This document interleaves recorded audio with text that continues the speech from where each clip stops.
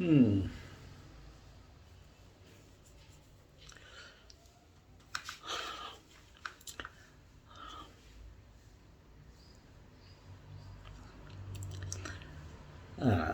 செல்வங்களுக்கு காலை வணக்கம்.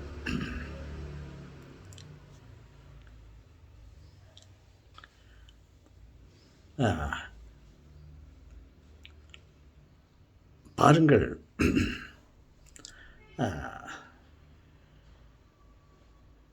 தன் கணவனை பற்றி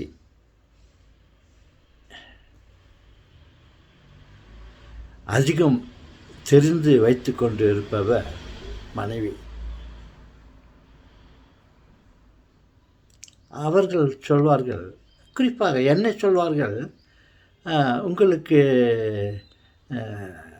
தலையில் முடி இருக்கிறது,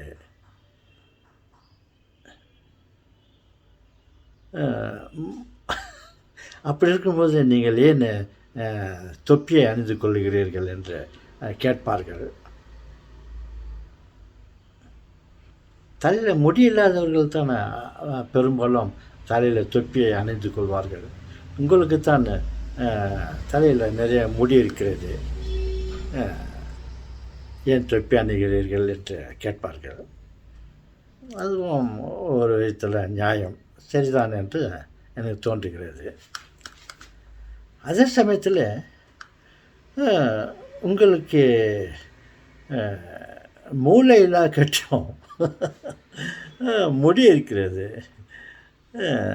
என்று சொல்வார்கள்.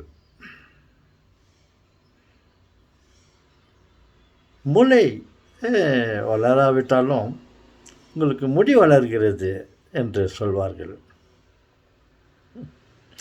என்ன செய்வது, நானும் அதை ஏற்றுக்கொள்ள வேண்டும். ஆனால் உங்களுக்கு மூளை இல்லை என்றாலும் முடி இருக்கிறது என்று சொல்வார்கள். அது சரியா என்று பார்த்தால் அது தவறு.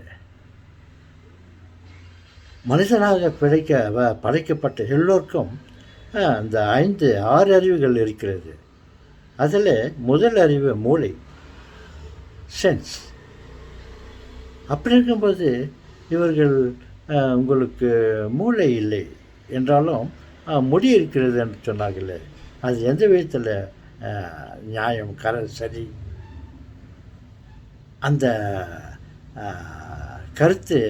கருத்தை என்னால் ஏற்றுக்கொள்ள முடியாது. மனிதனாய் பிறந்த ஒவ்வொருவருக்கும் மூளை இருக்கிறது. எப்படி அவர்கள் உங்களுக்கு மூளை இல்லாதவர்களும் முடி இருக்கிறது என்று சொல்கிறார்கள். தாத்தா, நீங்கள் சொல்வது கரெக்டு தாத்தா. அவர்கள் எப்படி உங்களுக்கு மூளை இல்லை என்று சொல்வார்கள்? நீங்கள் சொன்ன மாதிரி அந்த கருத்து தவறு என்று நாங்களும் சொல்லிக்கணும்.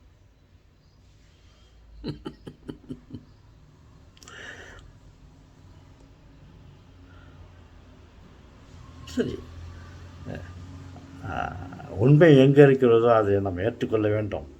தன் மனைவி என்பதற்காக அவர்கள் சொல்வது சரி என்று சொல்வது சரியில்லை.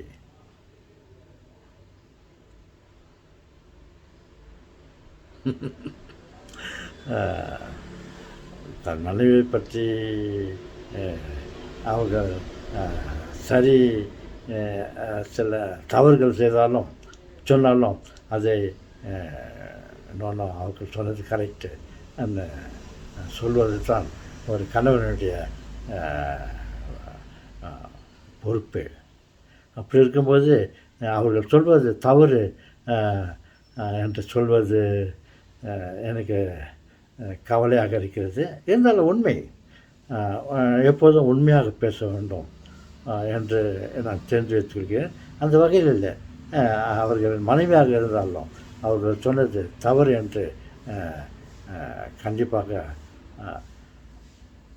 சொல்ல முன் வருகிறேன்.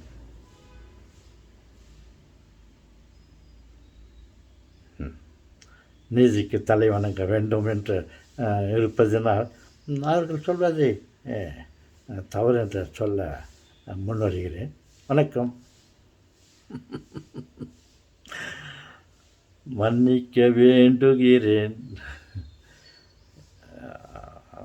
மன்னிக்க வேண்டியதில்லை தாத்தா, நீங்கள் சொன்னது உண்மை. அவர்கள் சொன்னது மட்டுமல்ல, எந்த மனைவியும் தங்கள் கணவனுக்கு ஒன்றும் தெரியாது, அவனுக்கு புத்தி இல்லை சொல்வார்கள். அது அது தவறு.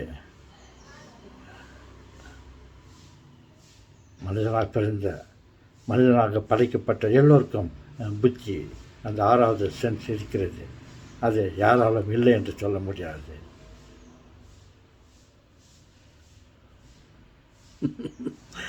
ஏன்னா அப்படிங்கிறது நான் சும்மா வெறும்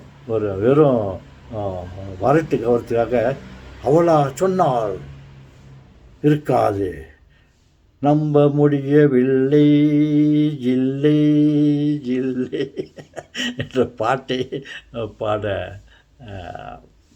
நான் முன்வரவில்லை. ஓகே செல்வங்களே, மீண்டும் சந்திப்போம்.